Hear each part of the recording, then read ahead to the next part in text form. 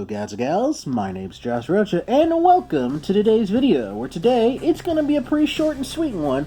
We are going to be going through my Magic the Gathering Trade Binder. Now for those who don't know what a trade binder is, they are essentially a place where you can store a bunch of cards that maybe you don't really want to put in your bulk because they have relative value, but maybe just not to you specifically. Or maybe you just couldn't find a spot for them in any of your standard, historic, and or commander decks. So this is essentially kind of where I keep some of my more valuable cards, or cards that I think people would find of intrigue, interested in trading for cards that I might want. And so, because like that's like one of the many popular ways you can get new cards instead of just, you know, outright buying them, just trading with people. It can be pretty fun sometimes. So let's go ahead and open this sucker so I can show you all the cool cards I got. Because spoiler, I got a lot of cool cards. Huzzah. So originally when I had opened up and organized all my cards, I organized them by color in their rarity, which obviously color, it's a red, this is the red section, and these symbols right here determine the rarity, and it goes from black to silver to. But as you will quickly see, I ended up having so many cards that it just ended up like kind of getting chaotic near the back half of it. But the beginning, yeah, a lot of mono white stuff here, some of the mono blue stuff. Some of this stuff was from a bunch of collector's boosters that I had opened way back when. It does feel like it's been like forever since I've seen some of these cards, and like I can remember some of these cards. Like for example, this card I got off of a Facebook Marketplace transaction, and I had a lot of fun with that, and I even made a pretty decent contact from my local area through that. This was something I got out of state, and it was a very interesting find because the card store owner was just going through his stuff, and I saw that and I was like, oh, I want that. These cards right here, they were traded for me by my buddy Ethan. He's a really smart guy. He basically taught me the advanced stuff of Magic and Commander.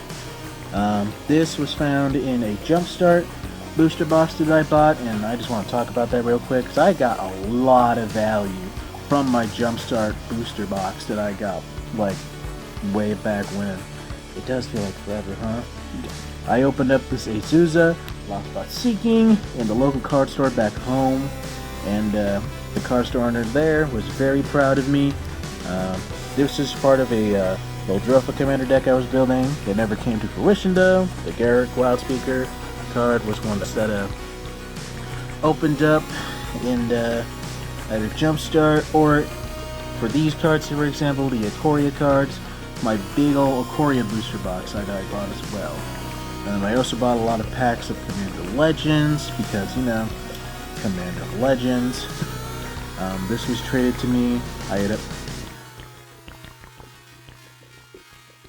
deconstructed a friend's pre-con deck, which is why we have some of the Saheeli stuff from the Commander 2018. I also had bought myself a pre-con of the Calamex Commander 2020 deck. I ended up using that to build a Rayleigh the Everwise wheel deck, and it's a lot of fun to pilot for me. And as you can see here, we're continuing with the whole items from Ikoria that I have opened up, some of the ultimatums. This was opened during a mystery booster night, I believe, and I was very surprised to see this card. Actually, no, this was during the Zendikar Rising pre-release night that I attended, and I had a lot of fun there, and I opened up this card from the list. I also have 3 Joyware Betterlight Captains back from Double Masters. Obviously this one was traded to me by a friend of mine. And again, some more cards from the Calamex, and just some stuff from promo packs. I had originally gotten this for the Rayleigh deck, but I ended up taking it out. This was traded to me, if I believe, opened up at some point. More Commander stuff, bought from Muldrotha. Opened up in the Double Masters, Zendikar, Zendikar Rising, Zendikar Rising. A lot of these cards, and it's kind of interesting because if you have these cards for long enough, you kind of just end up remembering where you got them. And it's a very interesting aspect for sure. For example, this Golden Guardian, I had gotten that in a back in my card store back home. It was a very niche find because I thought the flip side, which if I'm going to go, going to attempt to get that real quick, but it basically has this really interesting opposite side.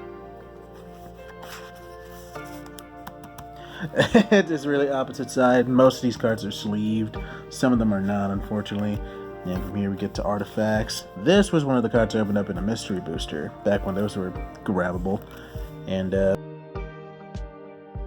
from the Kaldheim, this is I have opened up so many underground stadiums in Commander Legends. It's ridiculous. See, like literally right there. Some of the lands, and from here, this is when it all starts getting a bit mixed up, because again, we had a Jumpstart card that I traded, and another one Kaldheim card that I traded, and a Judge promo of Imperious Perfect. A bunch of really nice looking full art cards, special art cards from Theros, M21, the original Zendikar block, Zendikar Rising, Modern Horizons, Extinction Event, and a pre-release Toski, Bearer of Secrets, that if I recall correctly is a little bit warped. Gosh darn it, Wizards, please don't print foils that suck. We got an Opposition Agent here, a $13 card from Commander Legends that I was very surprised to get at the card store that's around where I am at right now. And again, just a bunch of cool Commander cards, potential Commander cards, that is. Some stuff that was traded, and an Abomination of Land War. This was one of the commander I used for my Commander Legends draft night that I was able to partake in. It was really fun. And again, there's a bunch of more Commander Legends stuff. This was from an equipment deck that I bought for a friend to deconstruct for the Sunforger package in it. This came from the Ikoria Commander 20 thing that my friend had gotten, literally in spite of Mutate. And obviously I had also gotten Zendikar Rising the Sneak Attack Rogue deck for Sig River Cutthroat along with the lands, so I have some of those cards in here, and just a bunch of Commander things that people may or may not want. Got a full art foil Kaldheim land that should be in a friend's deck, but you know, we goof sometimes and forget to get around to that. Again, just a lot of Commander Legend stuff. The commander that the Precon commander that we got, a Keeper of the Accord, really good white card, and white really needs to get more help in that regard. Being colorless, and one of the cool foil edge cards from Commander Legends. And again, just a bunch of really cool commander stuff. A Kaldheim Planeswalker, really good graveyard card, a Signet, and just it's a lot. And clearly the fact that I could tell where most of these cards came from and all that good stuff. And like how some of this was initially for Marielle, but ended up not being in there. And then we have some of the cards from the Time Spiral Remastered. Whenever they came into stock back in my local Walmart, I had bought that along with a bundle box of Strixhaven, and I was able to open some pretty cool cards. I do remember opening up an Urberg, but I ended up trading that to my friend Ethan. I do want to build a Jory of the Give 2 Suspend deck one day, because I think that'd be really fun. And again, just much more Time Spiral stuff, goodness gracious. And some of the Mystical Archive cards I opened up from that bundle of Strixhaven. It is important to note that we did manage to get a Teferi's Protection Mystical Archive. However, due to the fact that it is, Teferi's Protection, we opted to put that in a special sleeve because it was something about $20. And we decided to hold on to it in its own special compartment, so it's not in this trade binder specifically, even though it's not currently in a deck right now. And this is the special card you get for buying the Strixhaven bundle, the Archmage Emeritus, like the special art version of it, the cool lands from Strixhaven, the full art Kaldheim Planeswalker, and just a couple other cards, and some more cards that my friend Ethan traded me for some of my other stuff. I believe these cards, if I remember correctly, they were traded for a Teferi Master of Time, and yeah. Other than that, it's empty for the most part, with the exception of near the back, which has some of the full art cards that you find, and some of the set boosters that I hold on to just because I think they're kind of cool, and you never know, someone may be like, oh, that's neat, and yeah. So that's my trade binder.